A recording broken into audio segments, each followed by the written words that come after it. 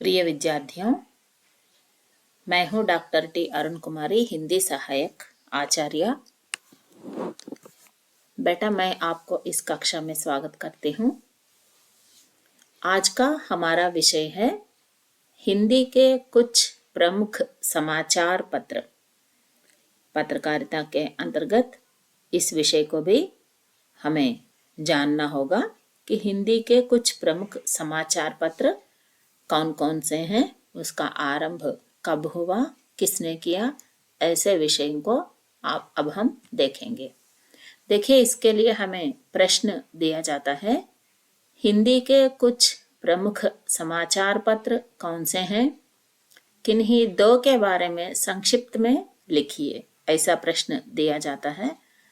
तो उन्होंने दो के बारे में बताया, लेकिन मैं तो जितने हो सके जो हमारे पाठ्य पुस्तक में दिए गए हैं उन सब का थोड़ा बहुत विवरण देने का प्रयास की थी इस पीपीटी के माध्यम से। तो जहां तक आवश्यकता पड़े आप इसको लिख लीजिए बेटा। तो भारत के प्रमुख हिंदी समाचार पत्र, ऐसा हम एक साइड हेडिंग देके उसके अंतर्गत हम विभिन्न समाचार पत्रों की जानकारी यहाँ पर सुनेंगे। देखिए, हिंदुस्तान। तो हिंदुस्तान नामक पत्र 1932 में शुरू हुआ है। హిందూస్థాన్ అని ఒక పత్రిక ఉండేది. ఇది 1932లో ప్రారంభించబడింది. इसका उद्घाटन महात्मा गांधी जी ने किया। तो गांधी जी के प्रार्थना प्रवचन, जवाहरलाल नेहरू और सरदार पटेल के भाषण आदि इसमें छपते थे। तो प्राथमिक स्तर पर समाचार पत्र कैसे होते थे, देखिए, जो महान व्यक्ति कहते थे उनके, जैसे कि महात्मा गांधी प्रार्थना करते समय प्रवचन देते थे तो उनको इस समाचार पत्र में प्रकाशित करते थे, छपते थे। और जवाहरलाल नेहरू जी के, सरदार पटेल के भाषणों को भी इस समाचार पत्र में छपकर जनता तक पहुंच जाते थे। यह पत्रिका ऐसी है जिसका नाम है हिंदुस्तान। उसके बाद हम देखेंगे नवभारत टाइम्स। नवभारत टाइम्स दिल्ली और मुंबई से प्रकाशित होने वाला दैनिक समाचार पत्र है। बेटा, आपको पता है कि दैनिक जिसको कहते हैं, డైలీ कहते हैं, इसको मतलब हर दिन निकलने वाली पत्रिका, ప్రతిరోజు వచ్చేదాన్ని दैनिक पत्रिका అంటాం నాన్న, డైలీ అంటారు। उसके बाद हम देखेंगे आज नामक पत्रिका। बाबू शिव प्रसाद गुप्त के द्वारा 5 सितंबर 1920 को इसका शुरुआत हुआ। 1920 సెప్టెంబర్ 5 బాబు శివప్రసాద్ గుప్త్ అనేటువంటి వ్యక్తి ఆజ్ అనే పత్రికని ప్రారంభించారు। వారణాసి, कानपुर, गोरखपुर, पटना, इलाहाबाद तथा रांची से प्रकाशित होता है। ఈ రోజు కూడా ఈ పత్రిక ఉంది నాన్న। ఈ చెప్పిన ఊర్లు वाराणसी, कानपुर, गोरखपुर, पटना, इलाहाबाद और रांची से यह प्रकाशित होता है। और नेक्स्ट जो है अमर उजाला, 1948 में डोरीलाल अग्रवाल और मुरलीलाल महेश्वरी के द्वारा आगरा से इसका आरंभ हुआ था। ఆగ్రా నుంచి ప్రారంభించబడింది ఈ పత్రిక అమర్ ఉజాలా అనేది। అమర్ ఉజాలా पश्चिमी उत्तर प्रदेश के प्रमुख जिलों में लोकप्रिय पत्र है। माने कुछ पत्रिकाएं कुछ प्रदेशों में विशेष नाम कमाते हैं और जनता के विश्वासपूर्ण बनते हैं। ऐसे में अमर उजाला एक है। इसको पश्चिमी उत्तर प्रदेश के पश्चिमी भाग के प्रमुख जिलों में यह एक लोकप्रिय पत्र मानी जाती है। और अगला पत्र है दैनिक भास्कर।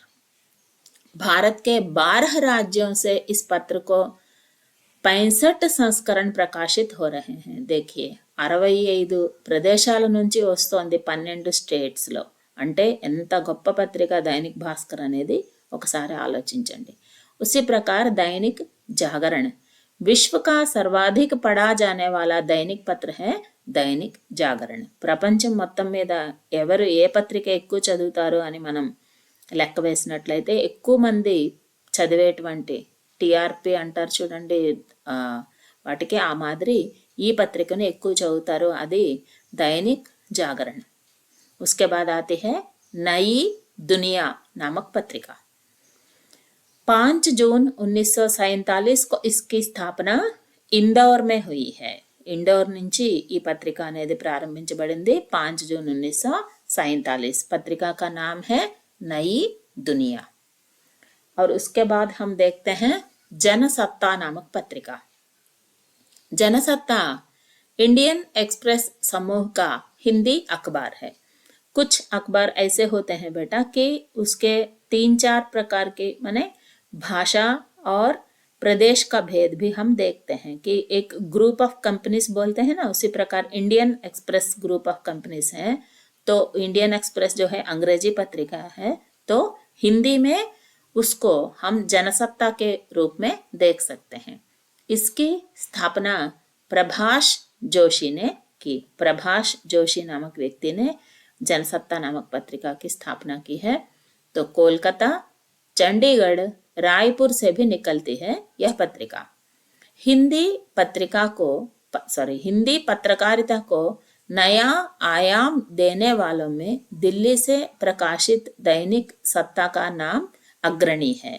क्योंकि बेटा जब पत्र चलते रहते हैं उसको एक नया ఆయాం देना है, माने न्यू डायमेंशन जिसको कहते हैं ना, ఒక కొత్త పద్ధతిలో న్యూస్ ప్రెజెంటేషన్ కానీ అది న్యూస్ తీసుకురావటం కానీ చేసే పత్రికల్లో మొట్టమొదటిది ఏది అంటే జనసత్తా। దీనికి మూలం ఎవరు అంటే ఇండియన్ एक्सप्रेस వాళ్ళు। सो ऐसे देने में यह पत्रिका दैनिक जनसत्ता का नाम अग्रणी है। खोजपूर्ण पत्रकारिता, विशेष शैली, आम भाषा, संपादकीय लेख और रविवार संस्करण आदि इसके विशेषताएं मानी जाती है। ఏంటి జనసత్తాకి అంత పేరు ఎలా వచ్చింది అంటే खोजपूर्ण पत्रकारिता, जिसको हम इन्वेस्टिगेटिव जर्नलिज्म कहते हैं। అంటే ఎక్కడెక్కడ ఏం జరుగుతుంది ఇది వీళ్ళు ఇన్వెస్టిగేట్ చేసి కొత్త విషయాలు మన ముందుకు తీసుకువస్తారు। విశేష శైలి, స్పెషల్గా ఉంటుంది పత్రిక కూడా చూడటానికి। आम भाषा माने साधारण से साधारण जनता तक पहुंचने वाली भाषा, सबको समझ में आने वाली भाषा। ఎవరికి ఏ మాటల్లో చెప్తే తొందరగా అర్థమవుతుందో అటువంటి భాషలో పత్రిక ఉంటుంది। సంపాదకీయ లేఖ్, దీన్నే మనం ఎడిటోరియల్ అంటారు నాన్న। సంపాదకుడు తన అభిప్రాయాలను రాస్తాడు, దీన్ని సంపాదకీయం అంటారు తెలుగులో। సో संपादकीय लेख और रविवार संस्करण, जिसको हम संडे स्पेशल कहते हैं। हर एक दैनिक पत्रिका के एक संडे में स्पेशल बुक या कुछ पत्र अलग से निकलते हैं। तो ऐसे संस्करण का मूल कौन है? इंडियन एक्सप्रेस वालों द्वारा निकली जनसत्ता नामक पत्रिका। तो ये सब विशेषताएं होने के कारण जनसत्ता पत्रिका सबसे लोकप्रिय पत्रिका बनी है। ఇవన్నీ ఉండటం వల్లనే జనసత్తా అనేది చాలా గొప్ప పత్రికగా పేరు తీసుకుంది। पंजाब केसरी, पंजाब, हरियाणा, राजस्थान, दिल्ली, जम्मू कश्मीर आदि विभिन्न राज्यों के विभिन्न नगरों से प्रकाशित होता है पंजाब केसरी नामक पत्रिका। అర్థమైంది కదా ना। पंजाब केसरी అనేటువంటి పత్రిక పంజాబ్, హర్యానా, రాజస్థాన్, ఢిల్లీ, జమ్మూ కాశ్మీర్ అన్ని రాష్ట్రాల నుంచి కూడా చాలా చాలా నగరాల నుండి ఈ పత్రిక అనేది వస్తుంది, వెలువడుతోంది। उसके बाद आते हैं देश बंधु। इसकी स्थापना 1959 में रायपुर में हुई है। 59 రాయ్పూర్లో ప్రారంభించారు దేశ్ బంధు అనేటువంటి పత్రిక। हरी भूमि, इसकी स्थापना 1996 में हुई है। हरी भूमि అనే పత్రిక 1996లో ప్రారంభించబడింది। उसी प्रकार और एक पत्रिका है रांची एक्सप्रेस। देखिए रांची एक्सप्रेस जो है झारखंड प्रांत से प्रकाशित हिंदी दैनिक पत्र है। दैनिक पत्र वो भी हिंदी भाषा में रांची के झारखंड से वो प्रकाशित होते हैं, तो इसको कहते हैं रांची एक्सप्रेस। उसी प्रकार राजस्थान पत्रिका नामक और एक पत्रिका भी है। भारत के 7 राज्यों से प्रकाशित हो रहा है राजस्थान पत्रिका। అంటే భారతదేశంలోని 7 స్టేట్స్ నుంచి వస్తోంది రాజస్థాన్ పత్రిక అనేటువంటి హిందీ పత్రిక। ప్రభాత్ ఖబర్, మార్నింగ్ న్యూస్ అనొచ్చు మనం దీన్ని హిందీలో, ఇంగ్లీష్లో। तो प्रभात खबर ये देश के 10 प्रदेशों से इसका प्रकाशन हो रहा है। దేశంలోని 10 ప్రదేశాల నుంచి 10 రాష్ట్రాల నుంచి ఈ పత్రిక అనేది వస్తుంది, ప్రభాత్ ఖబర్ అనేటువంటి పత్రిక. तो ऐसे कह सकते हैं तो ये सब जो है हिंदी प्रदेश से निकलने वाली हिंदी पत्रिकाएं हैं. तो और एक छोटा सा इंफॉर्मेशन है यहाँ पर बेटा, दक्षिण भारत के प्रमुख हिंदी समाचार पत्र, हिंदी के कुछ समाचार पत्र दिया हुआ है, ना कि उत्तर भारत के दक्षिण भारत के, लेकिन हमें यह भी याद रखना चाहिए कि हिंदी का प्रचार प्रसार जो है वह हिंदी प्रदेश में ही नहीं बल्कि गैर हिंदी प्रदेश माने దక్షిణ భారత్ మే భీ హో రహా హై.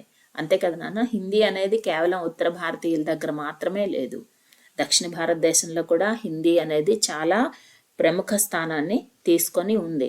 సో దక్షిణ భారత్ కే కుछ ప్రముఖ హిందీ సమాచార పత్ర, ఇది కూడా ఒక టాపిక్ రూపంలో మనం రాసుకోవచ్చు. भारत के स्वतंत्र होने के पश्चात साप्ताहिक तथा दैनिक हिंदी समाचार पत्रों का प्रकाशन व्यापक रूप से हुआ, क्योंकि जब तक हम स्वतंत्र नहीं हुए तब तक हमारे यहाँ स्वतंत्रता आंदोलन से संबंधित विचार विमर्श ही किए जाते थे, लेकिन जब हम स्वतंत्र हुए तब क्या हुआ कि भावनाओं का विकास आरंभ हुआ और जनता में आदान प्रदान की स्थिति भी बढ़ी. तो ऐसे में साप्ताहिक पत्रिकाएं और दैनिक समाचार पत्रिकाओं का प्रकाशन बहुत ही जोरों पर लगी हुई है. స్వతంత్రం వచ్చిన తర్వాత డైలీ న్యూస్ పేపర్లు తీసుకోండి లేదా వీక్లీ పత్రికలు తీసుకోండి, ఇవి చాలా ఎక్కువగా ప్రచురించడం అనేది జరిగింది భారతదేశంలో. बद्री विशाल पित्ती के द्वारा कल्पना नामक पत्रिका निकाली गई है. దక్షిణ భారతదేశంలో గనక మనం తీసుకున్నట్లయితే బద్రీ విశాల్ గారు తీసుకొచ్చినటువంటి కల్పన అనే పత్రిక మొట్టమొదటిది. భాగ్యోదయ్, సంగం, ఆర్యభాను, దక్షిణ సమాచార్, पूर्ण कुंभ, हिंदी मिलाप आदि दक्षिण भारत के प्रमुख हिंदी पत्र पत्रिकाएं हैं.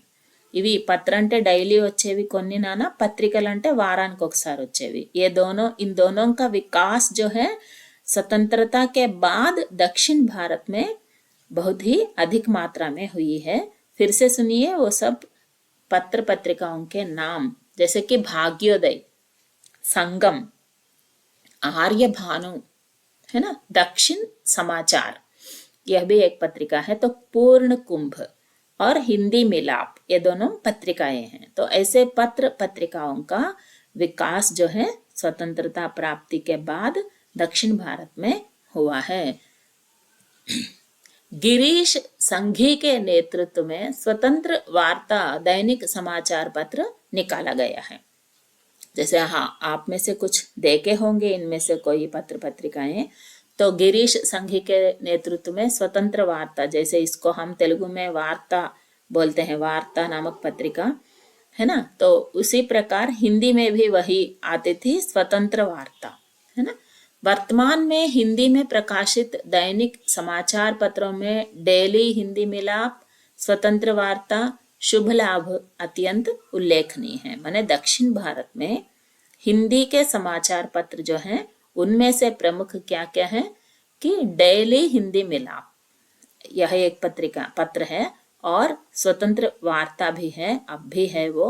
शुभ लाभ नामक पत्र भी अत्यंत उल्लेखनीय है, मतलब हिंदी भाषा का विकास और प्रचार भी हो रहा है, साथ साथ जितने भी विषय हैं उन सब का प्रचार और प्रसार दक्षिण भारत में हिंदी के माध्यम से हो रहा है.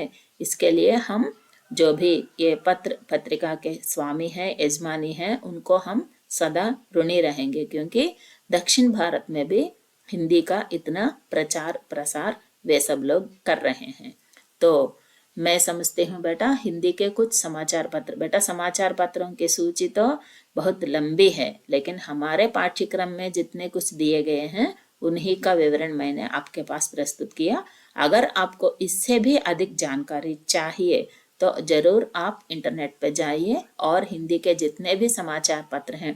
और एक विशेष बात है कि आजकल जितने भी समाचार पत्र हैं उन सब का ई पेपर भी हमें प्राप्त हो रहा है, जैसे कि आप अपने मोबाइल फोन में या कंप्यूटर में भी देखते रहे होंगे अब भी, है ना. तो ऐसे में आप जितने भी समाचार पत्र पत्रिकाएं हैं उनका भी विवरण आसानी से पा सकते हैं. लेकिन हमारे लिए क्या है, जितना तक प्रश्न का उत्तर लिखना है वहां तक हम इधर ले लिए हैं, है ना।